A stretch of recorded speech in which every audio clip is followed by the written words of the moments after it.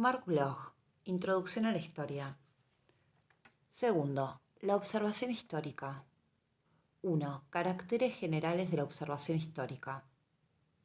Para comenzar, coloquémonos resueltamente en el estudio del pasado. Los caracteres más aparentes de la información histórica entendida en este sentido limitado y usual del término han sido descritos muchas veces. El historiador se halla en la imposibilidad absoluta de comprobar por sí mismo los hechos que estudia. Ningún egiptólogo ha visto a Ramsés. Ningún especialista en las guerras napoleónicas ha oído el cañón de Austerlitz. Por lo tanto, no podemos hablar de las épocas que nos han precedido sino recurriendo a los testimonios. Estamos en la misma situación que un juez de instrucción que trata de reconstruir un crimen al que no ha asistido. En la misma situación del físico que, obligado a quedarse en cama por la gripe, no conoce los resultados de sus experiencias, sino por lo que de ellas le informa el mozo del laboratorio. En una palabra, en contraste con el conocimiento del presente, el conocimiento del pasado será necesariamente indirecto. Que haya en todas estas observaciones una parte de verdad, nadie se atreverá a discutirlo. Exigen, sin embargo, que las maticemos considerablemente. Supongamos que un jefe de ejército acaba de obtener una victoria. Inmediatamente trata de escribir el relato de ella. Él mismo ha concebido el plan de la batalla. Él la ha dirigido. Gracias a la pequeña extensión del terreno, porque, decididos a poner todos los triunfos en nuestro juego, nos imaginamos un encuentro de los tiempos pasados, concentrado en poco espacio, pudo ver cómo se desarrollaba ante sus ojos el combate casi completo. Estemos seguros, sin embargo, de que sobre más de un episodio esencial tendrá que remitirse al informe de sus tenientes. Así tendrá que conformarse, como narrador, con seguir la misma conducta que observó unas horas antes en la acción. ¿Qué le será más útil? ¿Sus propias experiencias, los recuerdos de lo que vio con su catalejo o los informes que le llevaron al galope sus correos o ayudantes de campo? Un conductor de hombres rara vez considera que su propio testimonio es suficiente. Pero, conservando nuestra hipótesis favorable, ¿qué nos queda de esa famosa observación directa, pretendido privilegio del estudio del presente? Y es que este privilegio en realidad no es casi nunca más que un señuelo, por lo menos en cuanto se amplía un poco el horizonte del observador. Toda información sobre cosas vistas está hecha en buena parte de cosas vistas por otro. Como economista, estudio el movimiento de los cambios este mes, esta semana. Tengo que recurrir a estadísticas que otros han formado. Como explorador de la actualidad inmediata, trato de sondear la opinión pública sobre los grandes problemas del momento. Hago preguntas, anoto, compruebo y enumero las respuestas. ¿Y qué obtengo si no es la imagen que mis interlocutores tienen de lo que creen pensar o de lo que desean presentarme de su pensamiento? Ellos son los sujetos de mi experiencia, y mientras que un fisiólogo que diseca un conejillo de indias percibe con sus propios ojos la lesión o la anomalía que busca, yo no conozco el estado de alma de mis hombres de la calle, sino por medio de un cuadro que ellos mismos consienten proporcionarme. Porque en el inmenso tejido de los acontecimientos, de los gestos y de las palabras de que está compuesto el destino de un grupo humano, el individuo no percibe jamás sino un pequeño rincón, estrechamente limitado por sus sentidos y por su facultad de atención. Además, el individuo no posee jamás la conciencia inmediata de nada que no sean sus propios estados mentales. Todo conocimiento de la humanidad, sea de la naturaleza que fuere, y aplíquese al tiempo que se aplicare, extraerá siempre de los testimonios de otro una gran parte de su sustancia. El investigador del presente no goza en esta cuestión de mayores privilegios que el historiador del pasado. Pero hay más. ¿Es seguro que la observación del pasado, incluso de un pasado muy remoto, sea siempre a tal punto indirecta? Si se piensa un poco, se ve claramente por qué razones la impresión de este alejamiento entre el objeto del conocimiento y el investigador ha preocupado con tanta fuerza a muchos teóricos de la historia. es que ellos pensaban ante todo en una historia de hechos, de episodios.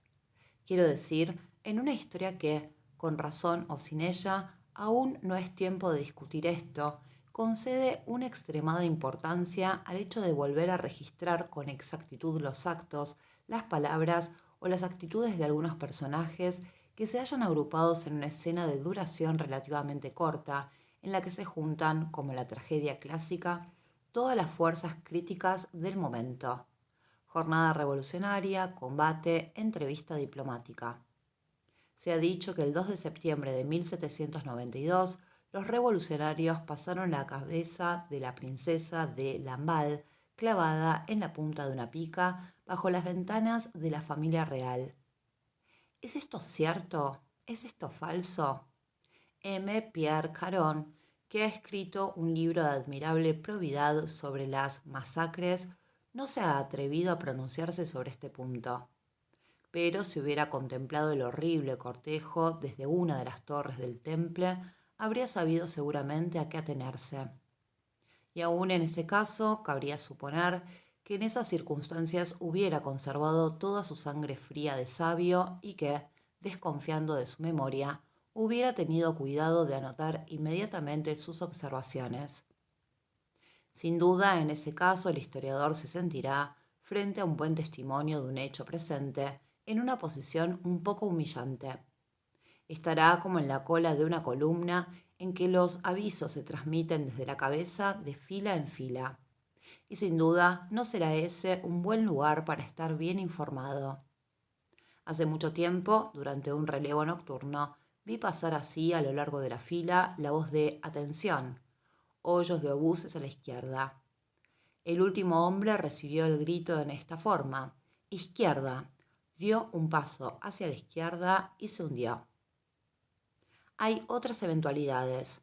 En los muros de ciertas ciudadelas sirias, construidas algunos milenios antes de Cristo, los arqueólogos han encontrado en nuestros días un buen número de vasijas llenas de esqueletos de niños. Como no es posible suponer que esos huesos han llegado allí por casualidad, nos vemos obligados a reconocer que estamos frente a los restos de sacrificios humanos llevados a cabo en el momento de la construcción y relacionados con esta.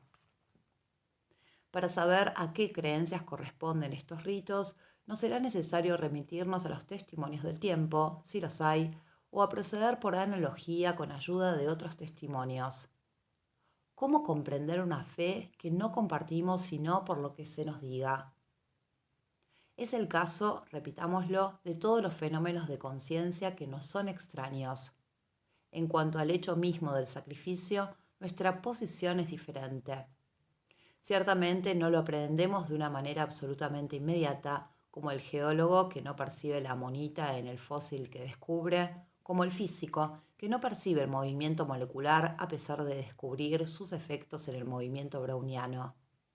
Pero el simple razonamiento que excluye toda posibilidad de una explicación diferente y nos permite pasar del objeto verdaderamente comprobado al hecho del que este objeto aporta la prueba, este trabajo rudimentario de interpretación muy próximo a las operaciones mentales instintivas, sin las que ninguna sensación llegaría a ser percepción, no exige la interposición de otro observador.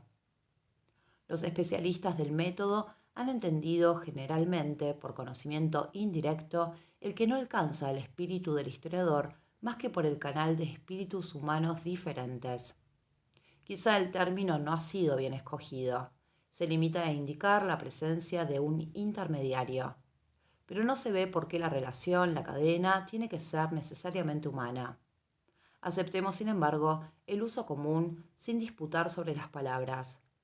En ese sentido, nuestro conocimiento de las inmolaciones murales en la antigua Siria no tiene nada de indirecto.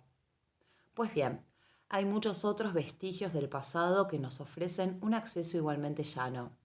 Tal es el caso de la mayor parte de la inmensa masa de testimonios no escritos y también de buen número de testimonios escritos.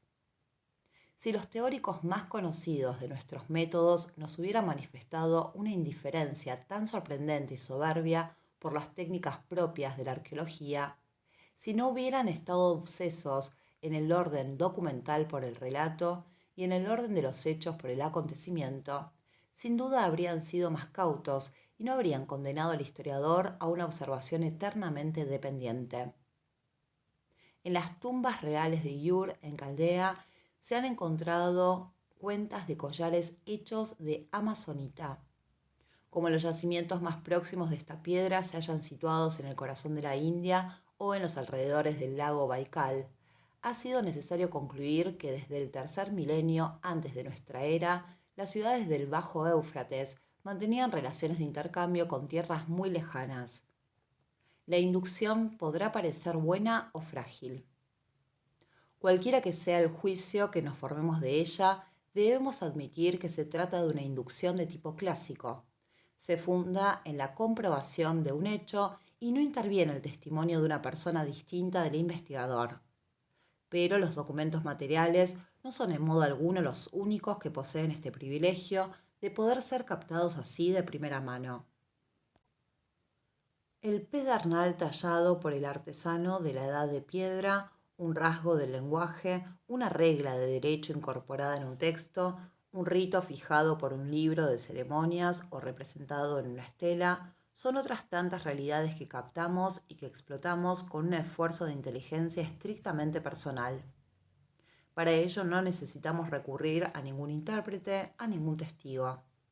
Y volviendo a la comparación que hacíamos arriba, cabe decir que no es cierto que el historiador se vea obligado a no saber lo que ocurre en su laboratorio, sino por las informaciones de un extraño.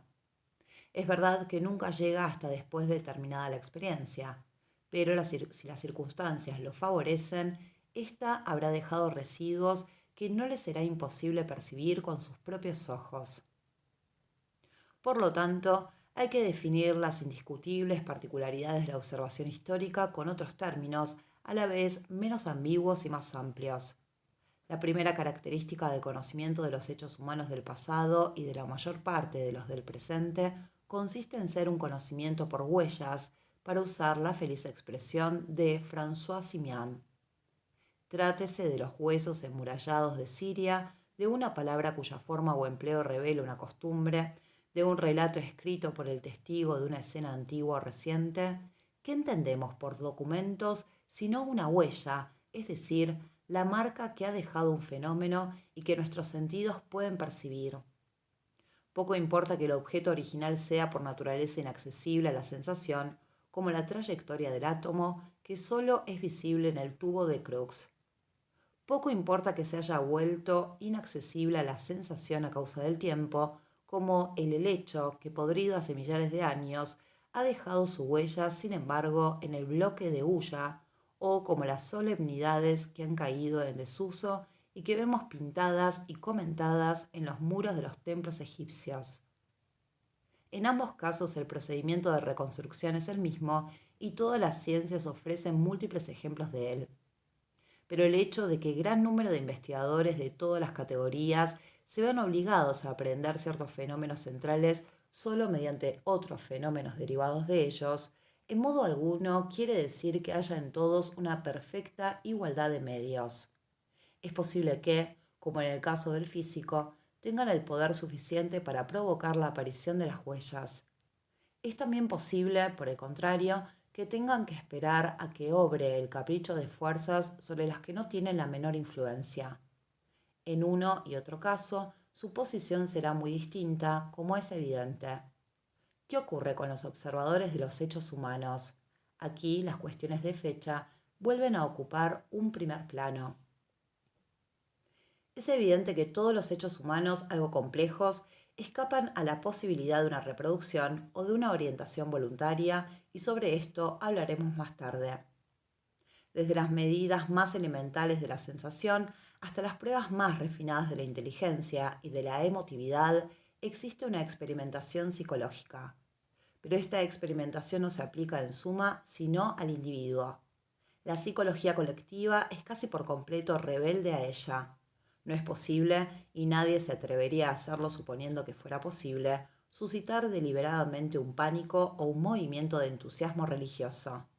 Sin embargo, cuando los fenómenos estudiados pertenecen al presente o al pasado inmediato, el observador, por incapacitado que se halle para forzar su repetición o para invertir a su voluntad el desarrollo, no se encuentra igualmente desarmado frente a sus huellas. Puede literalmente hacer que algunas de ellas vuelvan a existir. Me refiero a los informes de los testigos. El 5 de diciembre de 1805 era tan imposible como hoy que se repitiera la experiencia de Austerlitz. ¿Qué había hecho en la batalla tal o cual regimiento? A Napoleón le habrían bastado 2 palabras para hacer que un oficial le informara sobre el asunto apenas unas horas después de la batalla. ¿Pero nunca se ha comprobado la existencia de un informe de esta clase, público o privado? ¿Acaso se perdieron los que se escribieron? Si nosotros tratáramos de hacer las mismas preguntas que Napoleón habría podido hacer, nos quedaríamos eternamente sin respuesta. ¿Qué historiador no ha soñado, como Ulises, en alimentar las sombras con sangre a fin de interrogarlas?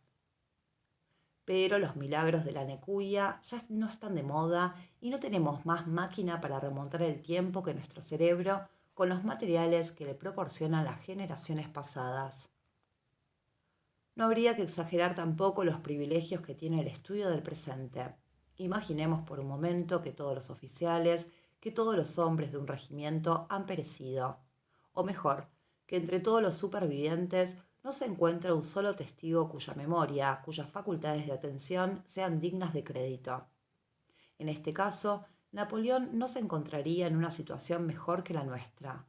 Todo aquel que ha tomado parte, aun cuando sea en el papel más humilde, en una gran acción, sabe muy bien que al cabo de unas horas es a veces imposible precisar un episodio de capital importancia. Y a eso habría que agregar que no todas las huellas del pasado inmediato se presentan con la misma docilidad a cualquier evocación. Si las aduanas hubieran dejado de registrar día a día la entrada y la salida de las mercancías en el mes de noviembre de 1942, me sería imposible saber en el mes de diciembre el monto del comercio exterior del mes anterior. En una palabra, entre la encuesta de los tiempos pretéritos y del pasado inmediato, no hay más que una diferencia de grado que en nada afecta al fondo de los métodos empleados para estudiarlos. Pero no por ello la diferencia es de poca importancia y conviene deducir las consecuencias de esto. El pasado es, por definición, un dato que ya nada habrá de modificar. Pero el conocimiento del pasado es algo que está en constante progreso, que se transforma y se perfecciona sin cesar. A quien dudara de lo anterior, bastaría recordarle lo que ha ocurrido desde hace más de un siglo. Por la investigación han salido de las brumas inmensos conglomerados humanos que antes eran ignorados. Egipto y Caldea se han sacudido sus sudarios. Las ciudades muertas del Asia Central han revelado sus lenguas, que nadie sabía hablar ya, y sus religiones extinguidas desde hacía mucho tiempo. En las orillas del Indo se han levantado de su tumba una civilización completamente ignorada. Pero no es eso todo, y la ingeniosidad de los investigadores que hacen rebuscas en las bibliotecas y que excavan en viejos suelos nuevas zanjas no sirve solo, ni quizá con la mayor eficacia, para enriquecer la imagen de los tiempos pasados. Han surgido nuevos procedimientos de investigación antes ignorados. Sabemos mejor que nuestros antepasados interrogar a las lenguas sobre las costumbres y a las herramientas sobre los obreros. Hemos aprendido sobre todo a descender a más profundos niveles en el análisis de la realidad social. El estudio de las creencias y de los ritos populares apenas desarrolla sus primeras perspectivas. La historia de la economía, de la que Cournot, al enumerar los diversos aspectos de la investigación histórica, ni siquiera tenía idea, acaba de comenzar a constituirse. Todo ello es cierto y nos permite alimentar las mayores esperanzas. No esperanzas ilimitadas, claro está, pues nos ha sido rehusado ese sentimiento de progresión verdaderamente indefinida que da una ciencia como la química, capaz de crear hasta su propio objeto. Los exploradores del pasado no son hombres totalmente libres. El pasado es su tirano y les prohíbe que sepan de él lo que él mismo no les entrega, científicamente o no. Nunca podremos establecer una estadística de los precios en la época merovingia porque ningún documento registró esos precios suficientemente. Nos es imposible penetrar en la mentalidad de los hombres del siglo XI europeo, por ejemplo, como podemos hacerlo en la mentalidad de los contemporáneos de Pascal o de Voltaire. De aquellos no tenemos cartas privadas ni confesiones, solo nos quedan algunas malas biografías escritas en un estilo convencional. A causa de esta laguna, toda una parte de nuestra historia adquiere necesariamente el aliento, un poco exangüe, de un mundo despoblado. Pero no nos quejemos demasiado. En esta estrecha sumisión a un inflexible destino, nosotros, pobres adeptos a menudo ridiculizados por las nuevas ciencias del hombre, nos tocó peor parte que a muchos de nuestros compañeros, dedicados a disciplinas más antiguas y más seguras de sí. Tal es la suerte común de todos los estudios cuya misión es escrutar los fenómenos pasados.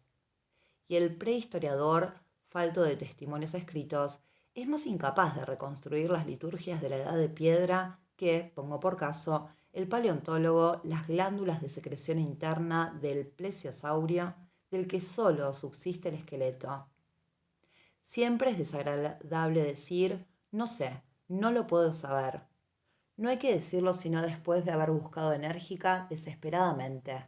Pero hay momentos en que el más imperioso deber del sabio es, habiéndolo intentado todo, resignarse a la ignorancia y confesarlo honestamente. 2. Los testimonios. Heródoto de Turios expone aquí el resultado de sus búsquedas para que las cosas hechas por los hombres no se olviden con el tiempo y que las grandes y maravillosas acciones llevadas a cabo tanto por los griegos como por los bárbaros no pierdan su esplendor. Así empieza el más antiguo libro de historia, no fragmentario, que en el mundo occidental haya llegado hasta nosotros. Pongamos a su lado, por ejemplo, una de esas guías de viaje al más allá que los egipcios del tiempo de los faraones introducían en las tumbas. Tendremos, frente a frente, los prototipos de las dos grandes clases en las que se reparte la masa inmensamente varia de los documentos puestos por el pasado a disposición de los historiadores. Los testimonios del primer grupo son voluntarios, los otros no.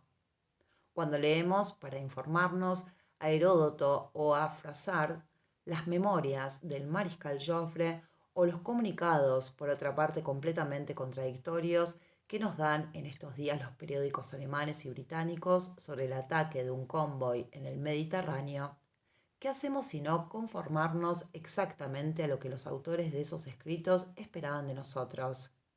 Al contrario, las fórmulas de los papiros de los muertos solo estaban destinadas a ser recitadas por el alma en peligro y oídas solo por los dioses.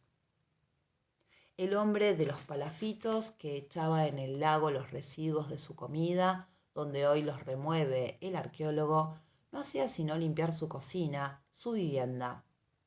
La bula de exención pontificia se guardaba con tanto cuidado en los cofres del monasterio únicamente para poder mostrarla ante los ojos de un obispo importuno en el momento preciso. Nada de ello tenía que ver con la preocupación de instruir a la opinión, ya fuera la de sus contemporáneos o la de futuros historiadores. Y cuando el medievalista hojea en los archivos, en el año de gracia de 1492, la correspondencia comercial de los Sédamos de Luca comete una indiscreción que los Sédamos de nuestros días calificarían duramente si se tomaran las mismas libertades con su libro copiador de cartas. Sin embargo, las fuentes narrativas, expresión consagrada, es decir, los relatos deliberadamente dedicados a la información de los lectores, no han dejado nunca de prestar una preciosa ayuda al investigador. Entre otras ventajas, son ordinariamente las únicas que proporcionan un encuadre cronológico casi normal y seguido. ¿Qué no daría un prehistoriador o un historiador de la India por disponer de un Heródoto? No puede dudarse de ello. Es en la segunda categoría de testimonios, en los testigos sin saberlo, donde la investigación histórica, en el curso de su avance, ha puesto cada vez más su confianza. Compárese la historia romana, tal como la escribían Roland o el mismo Niebuhr, con la de cualquier manual de nuestros días. La primera tomaba lo más claro de su sustancia de Tito Livio, Suetonio o Floro. La segunda se construye, en una gran parte, según las inscripciones, los papiros y las monedas. Trozos enteros del pasado no han podido ser reconstruidos sino así. Toda la prehistoria, casi toda la historia económica, casi toda la historia de las estructuras sociales. Y aún en el presente, ¿quién de nosotros no preferiría tener entre las manos, en vez de los periódicos de 1938 o 1939, algunos documentos secretos de las cancillerías o algunos informes confidenciales de jefes militares? No es que documentos de este tipo estén exentos de errores o de mentiras en mayor medida que los otros. Ni faltan falsas bulas, ni dicen verdad todas las cartas de negocios y todos los informes de embajadores. Pero ahí la deformación, suponiendo que exista, por lo menos no ha sido concebida especialmente para la posteridad. Ante todo, estos indicios que, sin premeditación, deja caer el pasado a lo largo de su ruta, nos permiten suplir las narraciones, cuando no las hay, a contrastarlas si su veracidad es sospechosa. Preservan a nuestros estudios de un peligro peor que la ignorancia o la inexactitud, el de una esclerosis irremediable. Efectivamente, sin su socorro, veríamos inevitablemente al historiador convertirse enseguida en prisionero de los prejuicios, de la falsa prudencia, de la miopía que sufrieron esas mismas generaciones desaparecidas sobre las que se inclina, y veríamos al medievalista, por ejemplo, no dar sino muy poca importancia al movimiento de las comunidades, a pretexto de que los escritores de la Edad Media no suelen hablar de él, o desdeñar los grandes impulsos de la vida religiosa en razón de que ocupan en la literatura narrativa de su tiempo mucho menos espacio que las garras de los varones. En una palabra, veríamos a la historia, para usar una antítesis cara a Michelet, dejar de ser la exploradora cada vez más arrojada de las edades pasadas para venir a ser la eterna e inmóvil alumna de sus crónicas. No solo eso, sino que hasta en los testimonios más decididamente voluntarios, lo que nos dice el texto ha dejado expresamente de ser hoy el objeto preferido de nuestra atención. Nos interesamos por lo general y con mayor ardor por lo que se nos deja entender sin haber deseado decirlo. ¿Qué descubrimos de más instructivo en Saint-Simon? Sus informaciones, tantas veces controvertidas, sobre los acontecimientos de su tiempo, o la extraordinaria luz que las memorias arrojan sobre la mentalidad de un gran señor de la corte del Rey Sol. Entre las vidas de santos de la Alta Edad Media, por lo menos las 3/4 partes son incapaces de enseñarnos algo sólido acerca de los piadosos personajes cuyo destino pretenden evocar. Mas sí, al contrario, las interrogamos acerca de las maneras de vivir o de pensar correspondientes a las épocas en que fueron escritas, cosas todas ellas que la hagiografía no tenía el menor deseo de exponernos, las hallaremos de un valor inestimable. En nuestra inevitable subordinación al pasado, condenados, como lo estamos, a conocerlo únicamente por sus rastros, por lo menos hemos conseguido saber mucho más acerca de él que lo que tuvo a bien dejarnos dicho. Bien mirado, es un gran desquite de la inteligencia sobre los hechos. Pero desde el momento en que ya no nos resignamos a registrar pura y sencillamente los dichos de nuestros testigos, desde el momento en que nos proponemos obligarles a hablar, aún contra su gusto, se impone un cuestionario. Tal es en efecto la primera necesidad de toda búsqueda histórica bien llevada. Muchas personas, y aún al parecer ciertos autores de manuales, se forman una imagen asombrosamente cándida de la marcha de nuestro trabajo. En el principio, parecen decir, están los documentos. El historiador los reúne, los lee, se esfuerza en pesar su autenticidad y su veracidad. Tras ello, únicamente tras ello, deduce sus consecuencias. Desgraciadamente, nunca historiador alguno ha procedido así, ni aun cuando por azar cree hacerlo. Porque los textos o los documentos arqueológicos, aun los más claros en apariencia y los más complacientes, no hablan sino cuando se sabe interrogarlos. Antes de Boucher de Perth, abundaban las herramientas de pedernal, al igual que en nuestros días, en las tierras de aluvión del Soma. Pero no habiendo quien las interrogara, no había prehistoria. Como viejo medievalista que soy, confieso no conocer lectura más atrayente que la de un cartulario, porque sé más o menos qué pedirle. Una compilación de inscripciones romanas, en cambio, me dice bien poca cosa. Las leo mejor o peor, pero no me dicen nada. En otros términos, toda investigación histórica presupone, desde sus primeros pasos, que la encuesta tenga ya una dirección. En el principio está la inteligencia. Nunca, en ninguna ciencia, la observación pasiva, aun suponiendo por otra parte que sea posible, ha producido nada fecundo. No nos engañemos. Sin duda, sucede a veces que el cuestionario es puramente instintivo, pero existe. Sin que el trabajador tenga conciencia de ello, los artículos del mismo le son dictados por las afirmaciones o las dudas que sus experiencias anteriores han inscrito oscuramente en su cerebro, por la tradición, por el sentido común, es decir, demasiado a menudo por los prejuicios comunes. No se es nunca tan receptivo como se cree. No se puede dar peor consejo a un participante que el de que espere, en actitud de aparente sumisión, la inspiración del documento. Por ese camino, más de una investigación hecha con buena voluntad ha sido condenada al fracaso o a la insignificancia. La facultad de escoger es necesaria, pero tiene que ser extremadamente flexible, susceptible de recoger, en medio del camino, multitud de nuevos aspectos, abierta a todas las sorpresas, de modo que pueda atraer desde el comienzo todas las limaduras del documento, como un imán. Sábese que el itinerario establecido por un explorador antes de su salida no será seguido punto por punto, pero, de no tenerlo, se expondrá a errar eternamente la aventura. La diversidad de los testimonios históricos es casi infinita. Todo cuanto el hombre dice o escribe, todo cuanto fabrica, cuanto toca, puede y debe informarnos acerca de él. Es curioso darse cuenta de cómo las personas extrañas a nuestro trabajo calibran imperfectamente la extensión de esas posibilidades. Continúan atadas a una idea muy añeja de nuestra ciencia, la del tiempo en el que apenas si se sabía leer más que los testimonios voluntarios, reprochando a la historia tradicional el dejar en la sombra fenómenos considerables que, sin embargo, eran de mayores consecuencias y más capaces de modificar la vida próxima que todos los acontecimientos políticos. Paul Valéry ponía como ejemplo la conquista de la Tierra por la electricidad.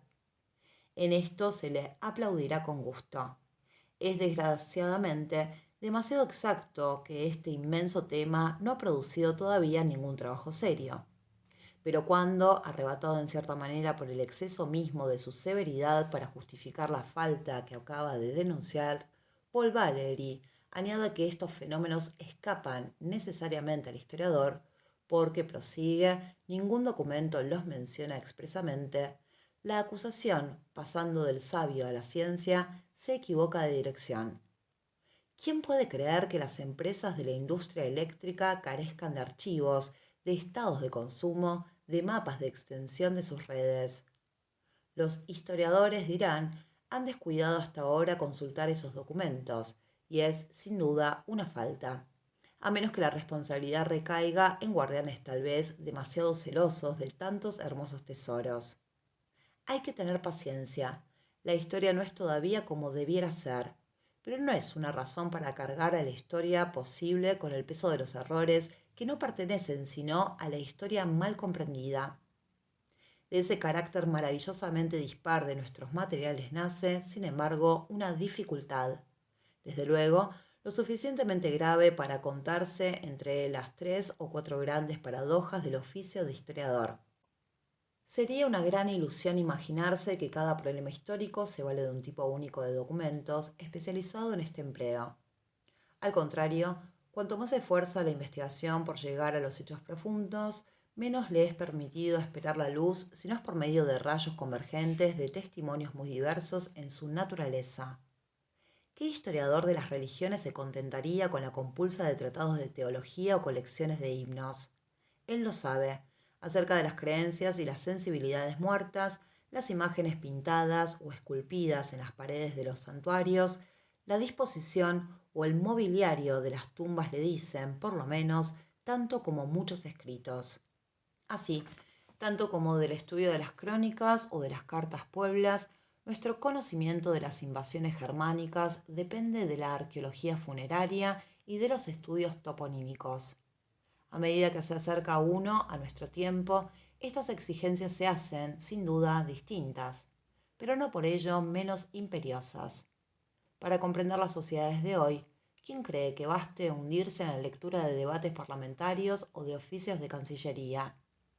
¿No habrá que saber interpretar el balance de un banco, texto para el profano, más hermético que muchos jeroglíficos?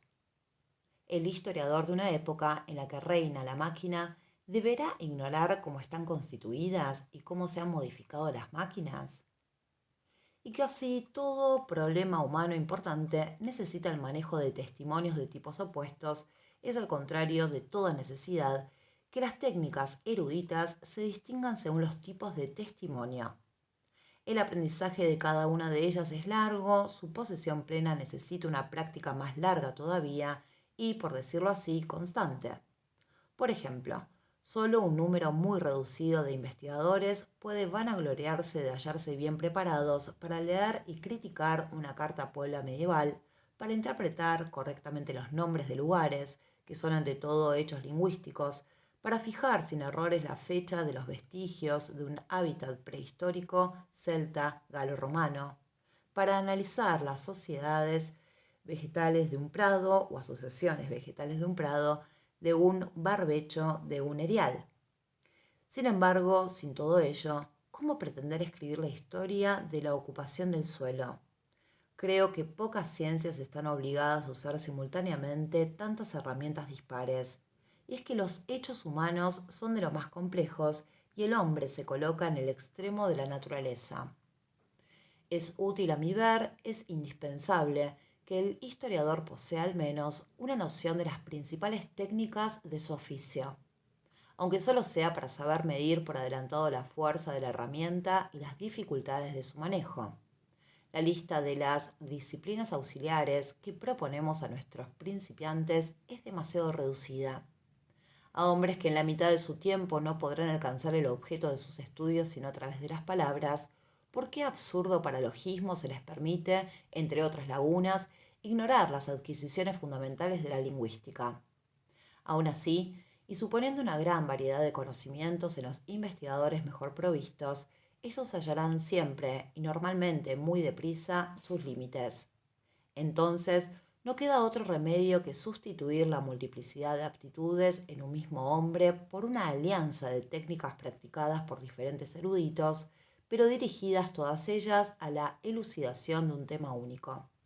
Este método supone la aceptación del trabajo por equipos. Al mismo tiempo, exige la definición previa, de común acuerdo, de algunos grandes problemas dominantes. Se trata de logros de los que todavía estamos muy lejos, pero ellos influirán, sin duda alguna, en el porvenir de nuestra ciencia. 3. La transmisión de los testimonios. Una de las tareas más difíciles con las que se enfrenta el historiador es la de reunir los documentos que cree necesitar. No lo lograría sin la ayuda de diversos guías, inventarios de archivo o de bibliotecas, catálogos de museos, repertorios bibliográficos de toda índole. Vemos muchas veces eruditos a la violeta que se extrañan del tiempo sacrificado por auténticos eruditos en componer obras de este tipo y por todos los investigadores en conocer su existencia y aprender su manejo, como si, gracias a las horas invertidas en estos trabajos que, aunque no carezcan de cierto escondido atractivo, desde luego están faltos de brillo romántico, no se ganara tiempo y se ahorrara mucha energía.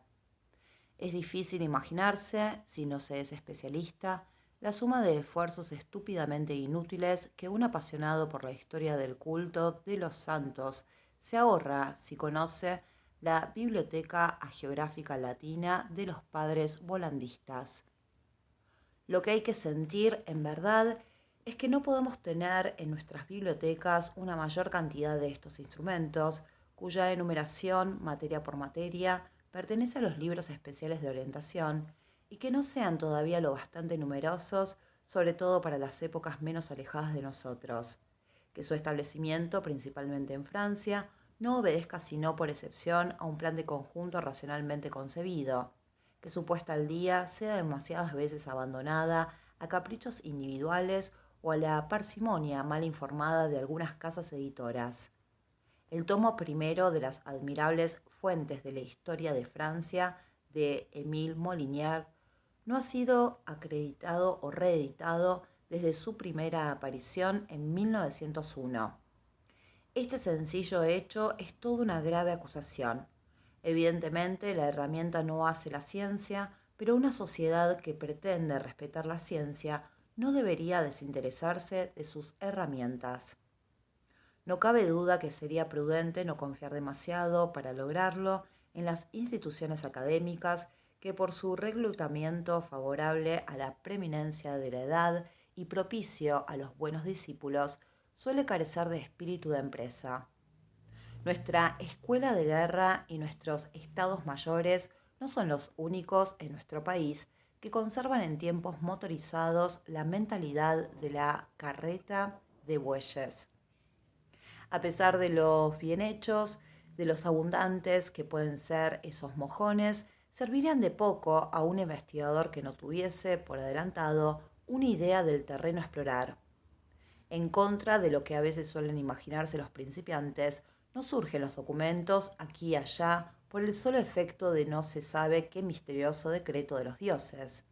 Su presencia o su ausencia en tales o cuales archivos, en una u otra biblioteca, en el suelo, dependen de causas humanas que no escapan al análisis, y los problemas que plantea su transmisión, lejos de tener únicamente el mero alcance de ejercicios técnicos, rozan lo más íntimo de la vida del pasado, porque lo que se encuentra, así puesto en juego, es nada menos que el paso del recuerdo a través de las generaciones. Al frente de obras históricas, serias, el autor generalmente coloca una lista de siglas de los archivos que ha compulsado, de los libros que le han servido. Está bien, pero no es suficiente. Todo libro de historia digno de ese nombre debiera incluir un capítulo o, si se prefiere, insertar en los puntos cardinales del desarrollo del libro una serie de párrafos que se intitularían, poco más o menos, ¿cómo puedo saber lo que voy a decir? Estoy persuadido de que si conociesen estas confesiones, hasta los lectores que no fuesen del oficio hallarían en ellas un verdadero placer intelectual. El espectáculo de la investigación, con sus éxitos y fracasos, no es casi nunca aburrido. Lo acabado es lo que destila pesadez y tedio. A veces recibo la visita de investigadores que desean escribir la historia de su pueblo. Por lo general, les digo lo siguiente, que aquí simplifico un poco para evitar detalles eruditos que estarían fuera de lugar. Las comunidades campesinas no tuvieron sino rara vez y tardíamente archivos. Los señoríos, al contrario, eran empresas relativamente bien organizadas, poseedoras de una continuidad que han conservado por lo general y desde muy pronto sus archivos.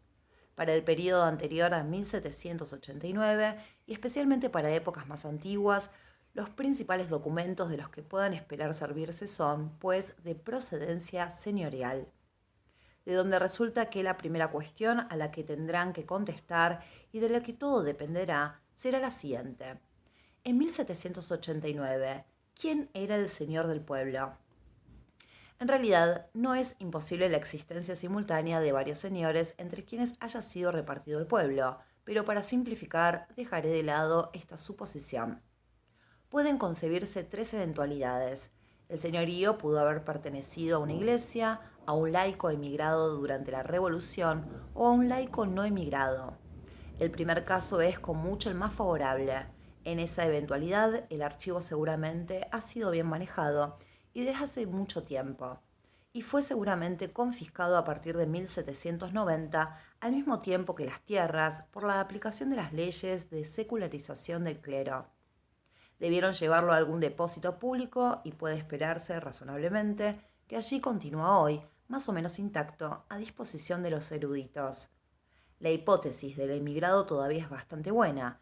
En este caso debió de ser embargado y transferido. A lo sumo, el peligro de una destrucción voluntaria como vestigio de un régimen aborrecido parecerá un poco de temer. Queda la última posibilidad, que sería sumamente desagradable. Los antiguos dueños, desde el momento en que se quedaban en Francia, no caían bajo la férula de las leyes de salvación pública y no padecían en sus bienes. Perdían sin duda sus derechos señoriales, ya que estos habían sido universalmente abolidos y por ende sus legajos. No habiendo sido nunca reclamados por el Estado, los documentos que buscamos han corrido sencillamente la suerte común de todos los papeles de familia durante los siglos XIX y XX, aun suponiendo que no se hayan perdido, que no hayan sido comidos por las ratas o dispersados al azar de las ventas y las herencias a través de los desvanes de 3 o 4 casas de campo. Nada ni nadie podrá obligar a su actual poseedor a dároslo a conocer. Cito este ejemplo porque me parece perfectamente típico de las condiciones que con frecuencia determinan y limitan la documentación. No carecerá de interés analizar sus enseñanzas más detenidamente.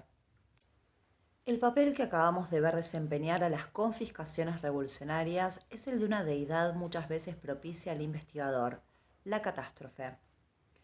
Innumerables municipios romanos se han transformado en vulgares pequeñas ciudades italianas en las que el arqueólogo penosamente encuentra algunos vestigios de la antigüedad.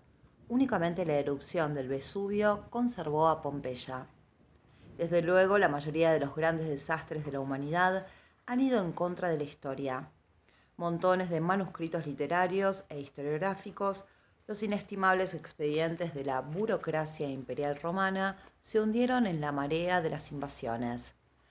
Ante nuestros ojos, 2 guerras mundiales han asolado un suelo cubierto de gloria y han destruido monumentos y archivos. Nunca jamás podremos ya hojear las cartas de los viejos mercaderes de Ypres y durante la derrota he visto arder los cuadernos de órdenes de un ejército. Sin embargo, la apacible continuidad de una vida social sin accesos de fiebre es mucho menos favorable de lo que a veces se cree a la transmisión del recuerdo. Son las revoluciones las que fuerzan las puertas de las cajas fuertes y obligando a huir a los ministros no les dejan tiempo de quemar sus notas secretas. En los antiguos archivos judiciales encontramos documentos de quiebras de empresas que, si hubiesen seguido disfrutando de una existencia fructuosa y honorable, hubiesen acabado por destruir el contenido de sus legajos. Gracias a la admirable permanencia de las instituciones monásticas, la abadía de Saint-Denis conservaba todavía en 1789 los diplomas otorgados cerca de 1000 años antes por los reyes merovingios. Podemos leerlos hoy en los archivos nacionales. Si la comunidad de los monjes de Saint-Denis hubiese sobrevivido a la revolución, ¿quién nos asegura que nos permitiría hurgar en sus cofres? Asimismo, tampoco la Compañía de Jesús da al profano acceso a sus colecciones, por lo que tantos problemas de la historia moderna permanecerán siempre desesperadamente oscuros, y así el Banco de Francia no invita a los especialistas en el Primer Imperio a compulsar sus registros, aún los más polvorientos. Hasta tal punto la mentalidad del iniciado es inherente a todas las corporaciones. Aquí el historiador del presente está en desventaja. Está casi totalmente privado de confidencias involuntarias. Cierto es que, en compensación, dispone de las indiscreciones que le murmuran al oído sus amigos. Desgraciadamente, el informe se distingue mal del chisme. Un buen cataclismo nos convendría mucho más. Así seguirá ocurriendo mientras las sociedades no organicen racionalmente con su memoria, su conocimiento propio, renunciando a dejar este cuidado a sus propias tragedias. No lo lograrán sino luchando cuerpo a cuerpo con los 2 principales responsables del olvido y la ignorancia, la negligencia que extravía los documentos y, más peligrosa todavía, la pasión del secreto, secreto diplomático, secreto de los negocios, secreto de las familias que los esconde o destruye. Es natural que el notario tenga el deber de no revelar las operaciones de su cliente, pero no que se le permita envolver en el mismo impenetrable misterio los contratos realizados por los bisabuelos de su cliente, cuando, por otra parte, nada le impide dejarlos convertirse en polvo. Nuestras leyes a este respecto están absurdamente fuera de lugar. En cuanto a los motivos que impelen a la mayoría de las grandes empresas a negarse a hacer públicas las estadísticas más indispensables para una sana conducta de la economía nacional, rara vez son dignos de respeto. Nuestra civilización habrá realizado un inmenso progreso el día en que el disimulo, erigido en método de acción y casi en virtud burguesa, ceda su lugar al gusto por el informe, es decir, a los intercambios de noticias. Volvamos, sin embargo, al pueblo de nuestra hipótesis. Las circunstancias que, en este caso preciso, deciden de la pérdida o de la conservación, de la accesibilidad o de la inaccesibilidad de los testimonios, tienen su origen en fuerzas históricas de carácter general. No presentan ningún aspecto que no sea perfectamente inteligible, pero están desprovistas de toda relación lógica con el objeto de la encuesta, cuyo resultado se encuentra, sin embargo, colocado bajo su dependencia. Porque, evidentemente, no se ve por qué el estudio de una pequeña comunidad rural en la Edad Media sería más o menos instructivo por el hecho de que, algunos siglos más tarde, a su señor se le ocurriera ir o dejar de ir a reunirse con los emigrados de Coblenza. Este desacuerdo es muy frecuente.